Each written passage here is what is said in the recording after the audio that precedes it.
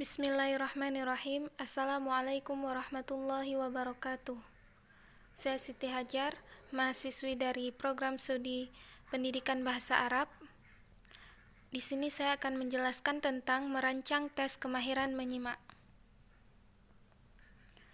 Menyimak ialah keterampilan yang memungkinkan seseorang pemakai bahasa untuk memahami bahasa yang digunakan secara lisan. Kemampuan menyimak bagian yang penting dan tidak dapat diabaikan dalam pengajaran bahasa. Istima' ialah keterampilan dalam berbahasa Arab yang memungkinkan seseorang untuk memahami bahasa Arab yang digunakan secara lisan. Tes menyimak meliputi jangkauan yang lebih luas, tidak hanya sekedar pengenalan atau identifikasi, pembedaan atau diskriminasi, dan pelafalan atau vokalisasi bahasa Arab. Tes menyimak ialah terkait dengan kemampuan untuk memahami makna suatu bentuk penggunaan bahasa yang diungkapkan secara lisan dan diterima siswa melalui sarana pendengaran, baik mempergunakan media rekaman maupun langsung disampaikan atau dibacakan guru sewaktu tes berlangsung. Bentuk-bentuk instrumen tes. Yang pertama, menentukan gambar sesuai kata atau kalimat. Yang kedua, menentukan nama tempat dalam peta atau sketsa sesuai petunjuk. Yang ketiga, menyempurnakan gambar sesuai petunjuk. Yang keempat, melakukan gerakan sesuai instruksi. Yang kelima, menjawab pertanyaan mengenai isi kalimat. Yang keenam, dialog atau wacana. Yang ketujuh, menulis angka dengan cepat. Yang kedelapan, menulis teks yang didiktekan.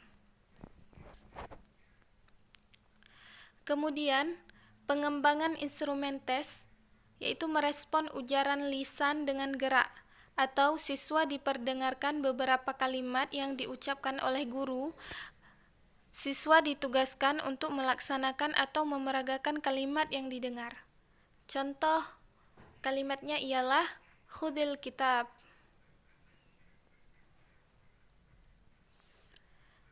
Kemudian, menentukan gambar sesuai kata atau kalimat.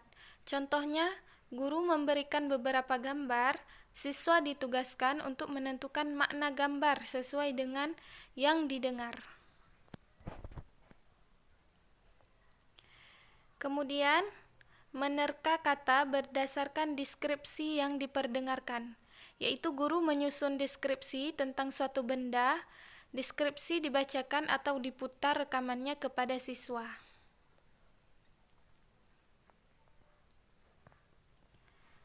Kemudian, menunjukkan benda berdasarkan apa yang diperdengarkan, yaitu guru menyebutkan nama sebuah benda dari beberapa benda yang sudah dipersiapkan. Siswa ditugaskan untuk menunjuk benda tersebut. Kemudian, menggunakan bahasa atau guru menunjukkan suatu benda yang ada di dalam kelas. Siswa menyebut nama benda dalam bahasa Arab dengan bunyi yang benar.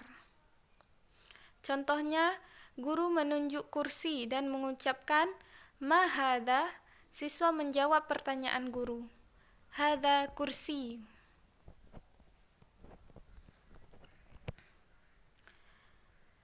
Selanjutnya, menyelesaikan cerita, yaitu guru menceritakan suatu kejadian atau cerita secara tidak tuntas.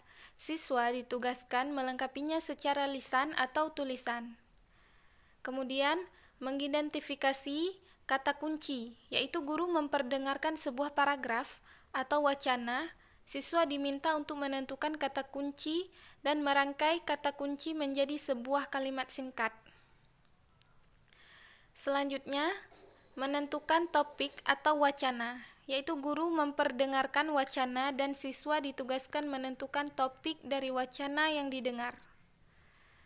Selanjutnya, menyingkat atau merangkum wacana simakan, yaitu guru memperdengarkan wacana dan siswa ditugaskan untuk menceritakan kembali dengan kalimat yang singkat.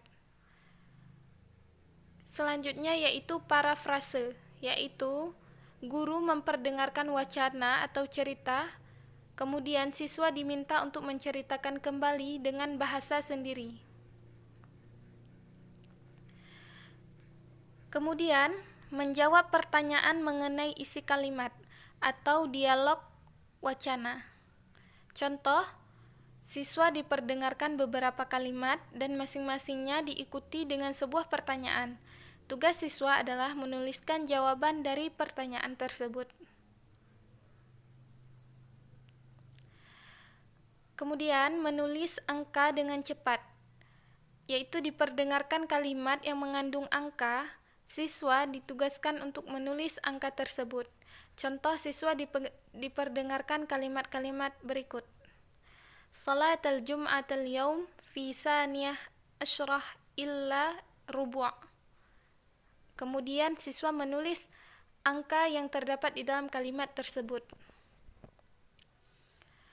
Selanjutnya yaitu menulis teks yang didiktekan. Siswa diperdengarkan beberapa kata, ungkapan atau kalimat. Tugas siswa yaitu menuliskan apa yang didengar. Selanjutnya yaitu pemahaman makna, pengertian, penalaran logis atau kesimpulan dari sebuah pernyataan atau kalimat yang diperdengarkan. Contoh, siswa memilih jawaban yang maknanya sama dengan kalimat yang diperdengarkan.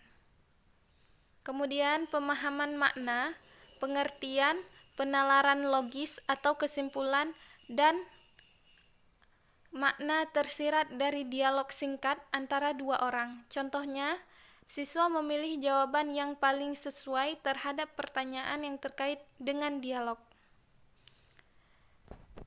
Dan yang terakhir yaitu pemahaman makna, pengertian, penalaran logis atau kesimpulan dan makna tersirat dari dialog panjang antara dua orang atau lebih dan dari alinea pernyataan.